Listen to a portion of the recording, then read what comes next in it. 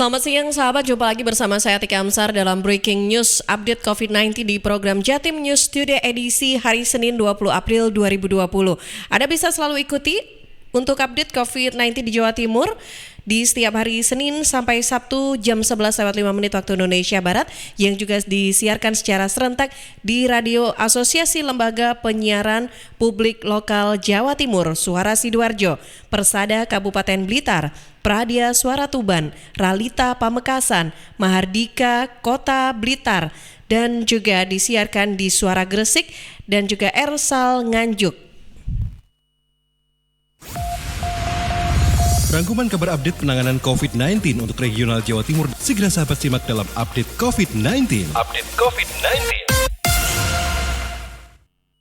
Ya, dan sahabat, untuk siang hari ini kita update yang pertama terkait dengan perkembangan COVID-19 di Jawa Timur dari Sidoarjo. Dilaporkan reporter Panji Harto dari Suara Sidoarjo bahwa Pemkab Sidoarjo bagi masker dan wajibkan warga memakainya kalau keluar rumah. Sahabat, gugus tugas COVID-19 Kabupaten Sidoarjo perketat pemakaian masker bagi masyarakat yang beraktivitas di luar rumah. Ini dilakukan sebagai upaya untuk menekan penyebaran virus corona COVID-19.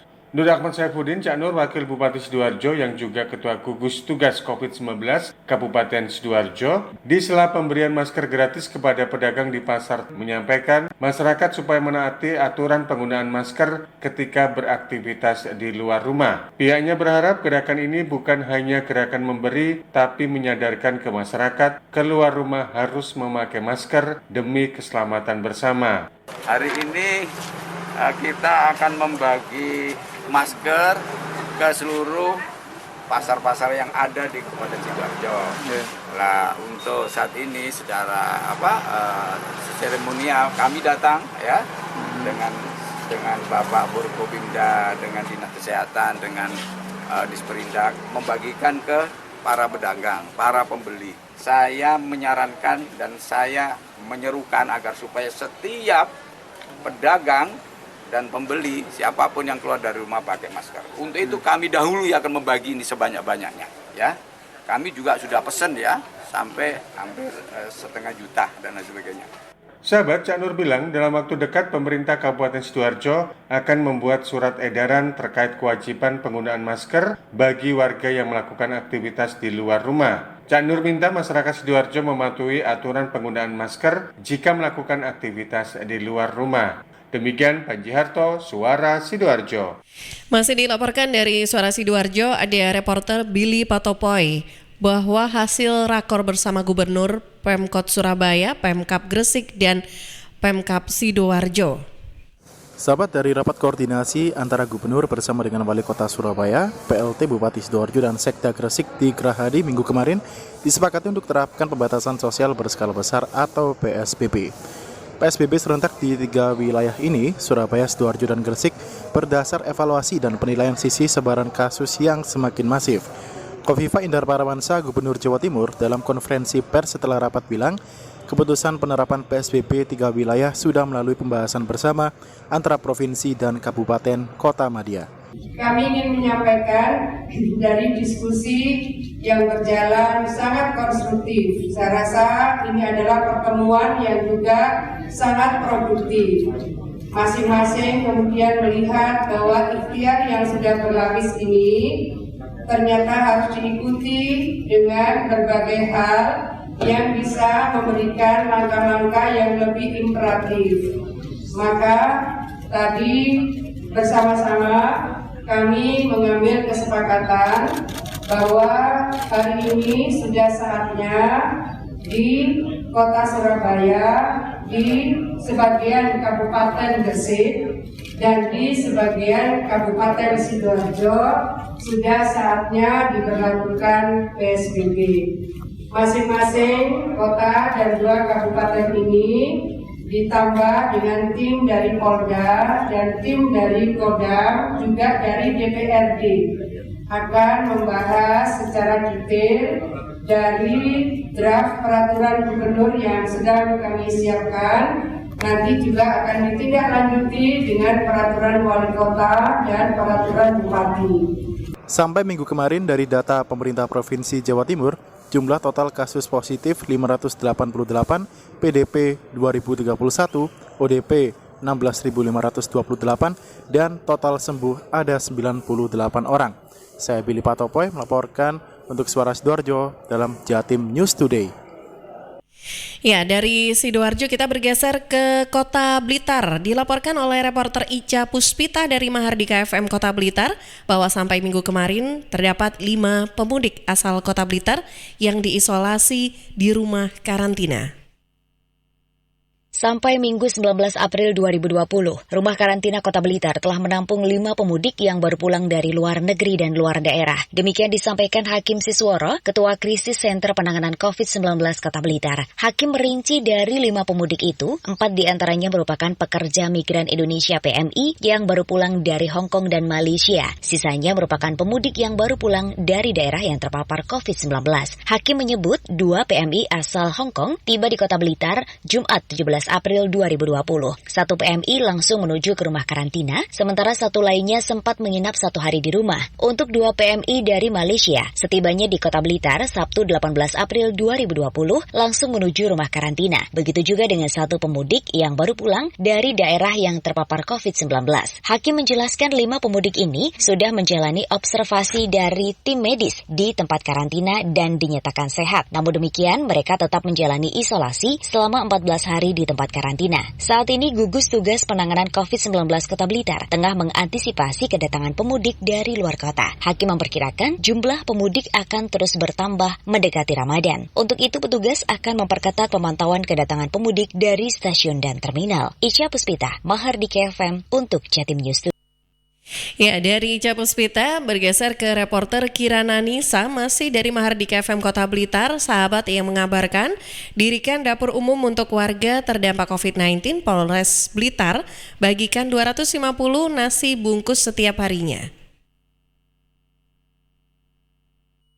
Dapur umum untuk warga terdampak COVID-19 ini didirikan Jumat lalu, merupakan kerjasama TNI Polri sebagai bentuk kepedulian terhadap warga yang terdampak kebijakan pemerintah dalam menangani COVID-19. AKBP Leonard M. Sinambela, Kapolres Blitar Kota mengatakan, dapur umum ini menyiapkan nasi bungkus untuk dibagikan ke masyarakat yang penghasilannya berkurang atau dirumahkan dari tempat kerjanya akibat wabah COVID-19.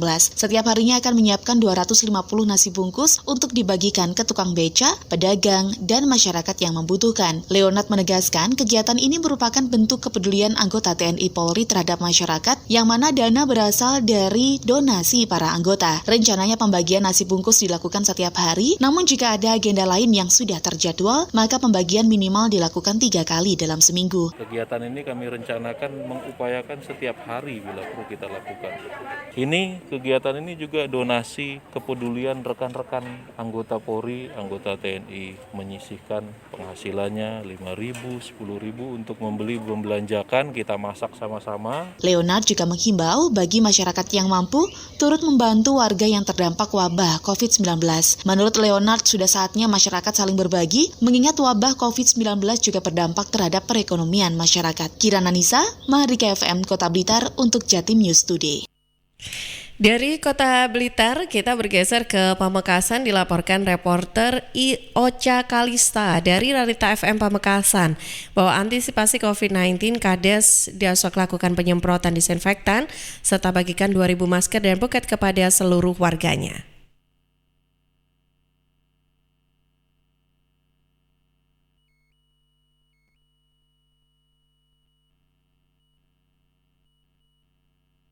Kepala Desa Dasok lakukan penyemprotan disinfektan serta bagikan 2.000 masker dan buket kepada seluruh warganya dalam rangka antisipasi COVID-19 agar lebih berhati-hati dan lebih menjaga keselamatan. Kegiatan itu ikut dihadiri dan dibantu oleh Satgas Desa Dasok, Babinsa, Babin Kamtipnas, BPBD, PKK, Polindes, Pemdes, Relawan Muslimat NU, dan Kimprona Pamekasan.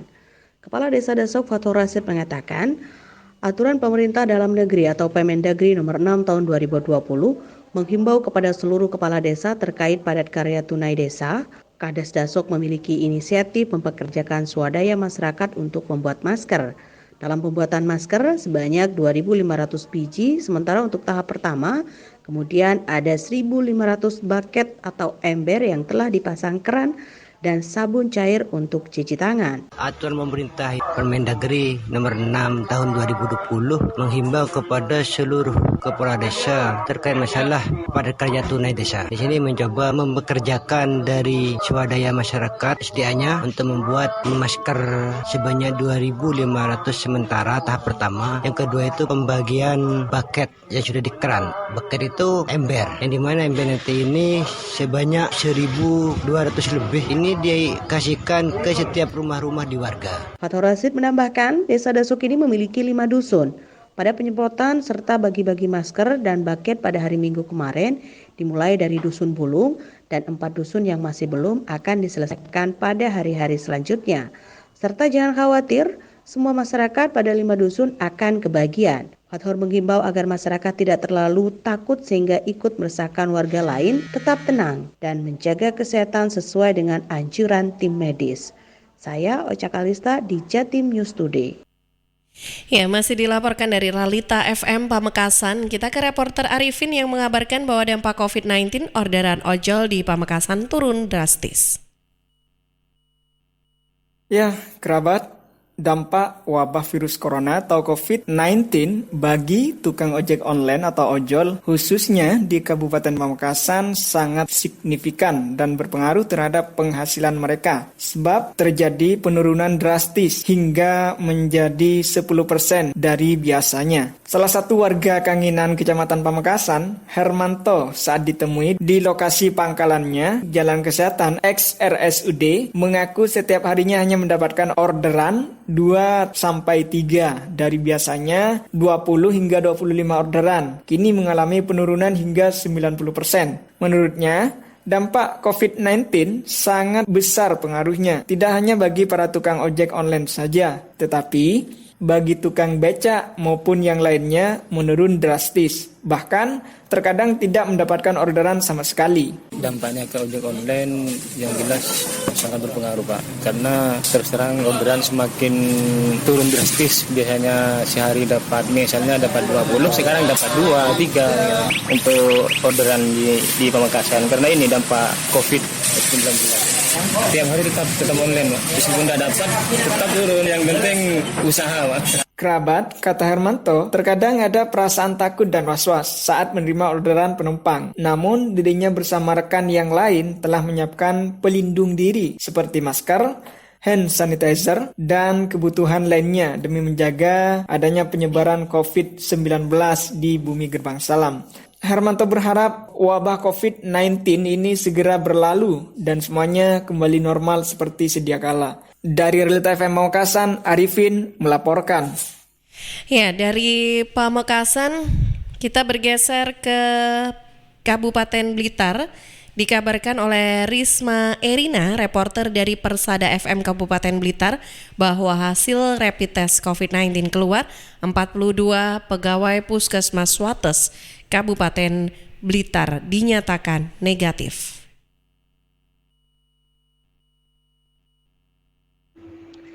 Menyusul adanya tenaga medis atau dokter asal Kecamatan Wates Kabupaten Blitar yang dinyatakan positif COVID-19, puluhan pegawai di lingkungan Puskesmas Wates Kabupaten Blitar telah menjalani rapid test COVID-19. Juru bicara Tim Gugus Percepatan Penanggulangan COVID Kabupaten Blitar, Krisna Yakti mengatakan, hasil rapid test sudah keluar dan sebanyak 42 pegawai Puskesmas dinyatakan negatif.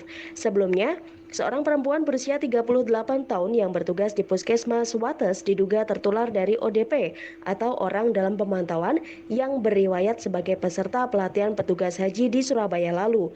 Saat ini yang bersangkutan sudah sembuh dan mengisolasi mandiri di rumah. Sampai hari Minggu kemarin, 19 April 2020, jumlah pasien dalam pengawasan ada 14. 8 orang dinyatakan sembuh, 3 masih dirawat, dan 3 PDP meninggal dunia. Sementara, jumlah kasus positif ada 3 orang. 1 orang dirawat, 1 sembuh, dan 1 meninggal dunia. Saya Risma Erina, LPPA, Radio Persada FM Kabupaten Blitar. Masih dilaporkan dari Persada FM Kabupaten Blitar ke reporter Elvos Usman. Kali ini yang mengabarkan bahwa berbeda mekanisme dana kelurahan di Kabupaten Blitar dipastikan bisa digunakan untuk penanganan COVID-19. Dana kelurahan di Kabupaten Blitar yang bersumber dari APBD dipastikan bisa digunakan untuk penanganan COVID-19. Hal itu sesuai surat edaran Bupati Blitar tentang penjadwalan ulang capaian program kegiatan di SKPD tahun anggaran 2020. Salah satu poinnya mengatakan untuk kecamatan yang mempunyai kelurahan dapat melakukan pergeseran anggaran dana kelurahan yang bersumber dari APBD guna antisipasi dan penanganan dampak penularan COVID-19. Kepala Badan Pengelolaan Keuangan dan Aset Daerah Kabupaten Blitar, Husna Lindarti mengatakan dana kelurahan ada dua sumber. Pertama, dana alokasi umum dari pusat, kedua dari APBD. Kalau dari pusat, petunjuk teknisnya untuk pemberdayaan masyarakat dan sarana fisik kelurahan. Kalau dari APBD sesuai dengan kebutuhan kelurahan itu, sehingga bisa dialihkan untuk penanganan COVID-19. Dijelaskannya, mekanisme penggunaan untuk penanganan COVID-19 berbeda dengan desa. Karena anggaran itu melalui APBD, setiap kelurahan bisa mengajukan penggunaan melalui dana belanja tidak terduga atau BTT. Nantinya, melalui SK Bupati akan ada penetapan alokasi BTT yang digunakan untuk OPD yang mengajukan. Husna menambahkan, kelurahan di Kabupaten Blitar berjumlah 28 yang tersebar di seluruh kecamatan. Dana kelurahan yang diterima setiap kelurahan dari APBD adalah berdasarkan dana desa terendah, yakni sekitar 700 juta rupiah. Sedangkan dana alokasi umum dari pusat masing-masing kelurahan menerima 370 juta rupiah. Elvos Usman, Radio Persada FM Blitar. Ya, dari Persada FM Kabupaten Blitar kita ke Ersal Nganjuk. Dilaporkan oleh reporter Muhammad Prasetyo, Bupati Nganjuk melakukan pemantauan di pos siaga COVID-19 Kecamatan Kertosono. Untuk memutus rantai penyebaran COVID-19, banyak upaya yang dilakukan oleh pemerintah Kabupaten Nganjuk. Salah satunya dengan mendirikan pos siaga COVID-19 di tempat-tempat strategis di setiap kecamatan dan desa di Kabupaten Nganjuk. Saat ini, Bupati Nganjuk, Novi Rahman Hidayat yang didampingi Wakil Bupati Marhen Jumati bersama Forkopimda Kabupaten Nganjuk melakukan pemantauan di pos siaga COVID-19 Kecamatan Kertosono. Dalam kunjungannya, Bupati mengatakan bahwa kesehatan seluruh warga adalah tanggung jawab kita bersama, terlebih tanggung jawab pemerintah kabupaten, kecamatan, dan pemerintah desa. Lebih lanjut, Bupati mengatakan untuk mengantisipasi dampak ekonomi berupa melemahnya daya beli masyarakat serta banyaknya karyawan yang di PHK dan dirumahkan, Bupati meminta kepada kepala desa dan perangkatnya secepatnya menyelesaikan pendataan warga yang terdampak untuk segera diberikan bantuan sosial. Sementara itu, pada kesempatan yang sama, Masudi Nurul Huda, Camat Kecamatan Kertosono menyampaikan bahwa dirinya sudah melakukan apa saja yang diperintahkan oleh pemerintah Kabupaten Nganjuk untuk menanggulangi COVID-19, termasuk kegiatan perekonomian harus terus berjalan tetapi tetap mempertimbangkan physical distancing. Perlu diketahui, sampai minggu kemarin data dari Dinas Kesehatan Kabupaten Nganjuk, jumlah kasus positif 10 orang, PDP 22 orang, ODP 51 orang, yang dinyatakan sembuh dan meninggal dunia 0. Saya Muhammad Prasetyo, Ersal FM Nganjuk. Ya, dari Nganjuk kita bergeser ke Tuban, dilaporkan reporter Khalilul Aris dari Pradia Suara Tuban. Breakdown dari RPJMD 2016-2021 harus menyesuaikan kondisi pandemi COVID-19 saat ini. Wakil Bupati Tuban Nur Nahrusen menjelaskan rencana pembangunan tahun 2021 yang di-breakdown dari RPJMD Kabupaten Tuban 2016-2021 harus bisa menyesuaikan keadaan yang terjadi saat ini. Menghadapi efek pandemi COVID-19 diharapkan adanya penguatan untuk recovery dampak yang ditimbulkan.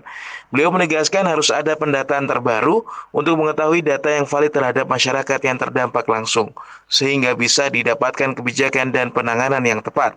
Sampaikan oleh para ahli ini memang bervariasi, jadi tergantung treatment yang dilakukan pemerintah. Kita ini masuk kabupaten, daerah rural, daerah pedesaan, memang biasanya penyebarannya lambat. Dan mudah-mudahan ini tidak terjadi penyebaran yang secara luas. Tapi bagaimanapun sistem ekonomi nasional kita ini kan terintegrasi mulai nasional, provinsi dan kabupaten. Maka nanti penekanan program-program prioritas kita adalah pada recovery persoalan ekonomi, recovery persoalan lapangan pekerjaan, recovery persoalan penyediaan lapangan pekerjaan, dan terutama adalah pengentasan kemiskinan, peningkatan kesejahteraan akibat adanya pandemi COVID-19 ini. Ini mungkin akan berkembang terus, Bu Mei. Jadi nanti penetapan RKPD ini kan masih berkembang. Perlu dicermati terus, mengikuti arahan-arahan dari pemerintah pusat, pemerintah provinsi, dan nanti di breakdown ke pemerintah Kabupaten Tuban melalui program-program yang ada, terutama untuk pengentasan kemiskinan. Apakah itu bentuknya bantuan sosial, apakah bantuan langsung tunai, apakah itu untuk recovery kegiatan ekonomi, terutama kepada UMKM kita. Wabub menginstruksikan agar semua OPD yang terkait langsung ataupun tidak dengan penanganan pandemi COVID-19 harus membuat rencana yang tepat dan menyesuaikan sasaran kegiatan untuk penanganan pandemi sampai dengan proses recovery nanti. Khalil Aris, Radio Suara untuk Jatim News Today.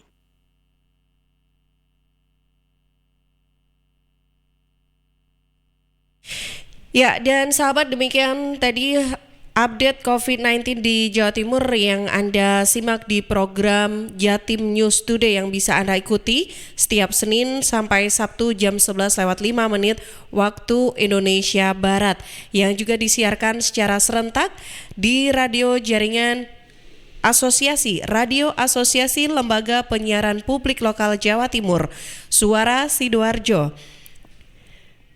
Persada Kabupaten Blitar, Pradia Suara Tuban, Ralita Pamekasan, Mahardika Kota Blitar, Suara Gresik, Ersal Nganjuk, dan Suara Madiun. Perkembangan penanganan COVID-19 untuk wilayah regional Jawa Timur sudah sahabat simak dalam update COVID-19. Update COVID-19 bisa sahabat simak Senin sampai Sabtu jam 11 siang. Persembahan dari Asosiasi Lembaga Penyiaran Publik Lokal Jawa Timur.